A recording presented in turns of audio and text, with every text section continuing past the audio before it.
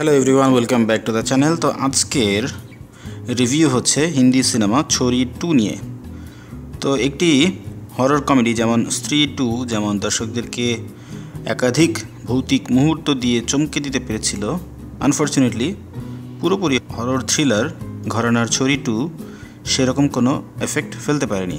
2021 সালে মুক্তিপ্রাপ্ত মূল ছবি মানে ছড়ির যে প্রথম এপিসোড, সেটা যেমন নারী ভ্রূণ হত্যার মতো একটি গুরুত্বপূর্ণ বিষয় তুলে ধরেছিল এবং একাধিক হাই ইভেন্ট বা সিন সেখানে ছিল, সেখানে সিকুয়েলটি কিন্তু ওভাবে মেলে ধরতে পারেনি। তবে নুসরাত ভারুচা এবং সোহা আলী খান সামাজিক একটা বার্তা দেওয়ার চেষ্টায় এতটাই মগ্ন হয়ে পড়েন যে এটি না ভয় দেখাতে পারে না বিনোদন দিতে পারে, যা কিনা একটা হরর থ্রিলারের প্রধান উদ্দেশ্য হয়ে থাকে।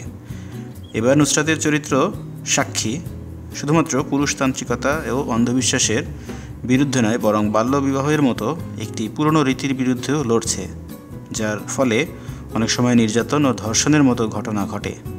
এখানে এক আদি মানব আছে যাকে গ্রামবাসীরা পূজা করে। বয়স বাড়ার সঙ্গে সঙ্গে সে তরুণী মেয়েদের সেবা ও সমর্পণের জন্য চায়, এমনকি কিছু নারী তাকে সাহায্যও করে। সোহা আলী খান এই গুহা মানবের দাসী চরিত্রে অভিনয় করেছেন, যিনি নিজেকে শক্তিশালী মনে করার আশায় তাকে সেবা করেন। তবে প্রশ্ন থেকে যায়, নারীদের কি সত্যিই কোনো ক্ষমতা আছে এই পুরুষ শাসিত সমাজে? ছড়ি 2 এর ছিল একটি শক্তিশালী প্রেক্ষাপট, প্রতিভাবান শিল্পী এবং দর্শকের কাছে পৌঁছানোর একটা উপযুক্ত সুযোগ। ছবিটির অধিকাংশ অংশ যেহেতু ঘন আক্ষেপের মধ্যে গুহায় শ্যুট হয়েছে, সেটিংটি দর্শকদের জন্য দম বন্ধ করার মতো হওয়া উচিত ছিল। কিন্তু এই সিনেমাতে ভয়ের কোনো আভাস নেই। তার বাইরে কোনো জাম্প স্কেয়ার না, কোনো মুহূর্ত যেটা কিনা আপনাকে শিহরিত করে, আপনাকে রাতে ঘুমোতে দিবে না, এরকম আপনি এখানে খুঁজে পাবেন না। খুব দ্রুতই থ্রিল অনুভব হারিয়ে যায় এবং আপনি শুধু শেষটা দেখার জন্য ছবিটা দেখতে থাকবেন। অতিপ্রাকৃত প্রাণী বা মৃত নারীদের আগমন কেবল লোক দেখানো মনে হয়, নাটকীয়তা বাড়ানোর কোনো ব্যাপারে তারা সফল হয়নি। চিত্রনাট্য কিছুক্ষণের মধ্যে অনুমানযোগ্য হয়ে পড়ে, কারণ নির্মাতারা মাতৃত্বের অনুভূতির উপর জোর দিয়েছেন। সাক্ষী তার মেয়েকে বাঁচানোর জন্য নিজের সমস্ত শক্তি জড়ো করে লড়ে যায় এবং দাসীও ধীরে ধীরে শিশুটির প্রতি স্নেহ অনুভব করতে শুরু করে, তাকে মা বলে ডাকে। দুই নারীর এই বিপরীত অবস্থানটি হৃদয়স্পর্শী।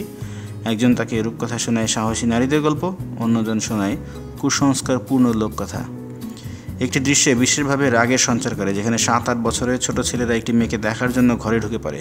তারা জীবনে প্রথমবার একটি মেয়েকে দেখে অবাক হয় এবং তাকে নিয়ে অপমানজনক মন্তব্য করে। তার সঙ্গে থাকা এক কিশোর তৃতীয় লিঙ্গ ব্যক্তিকে নিয়েও ব্যঙ্গ করে, যা তাদের বিষাক্ত পুরুষতান্ত্রিক মানসিকতার পরিচয় দেয়।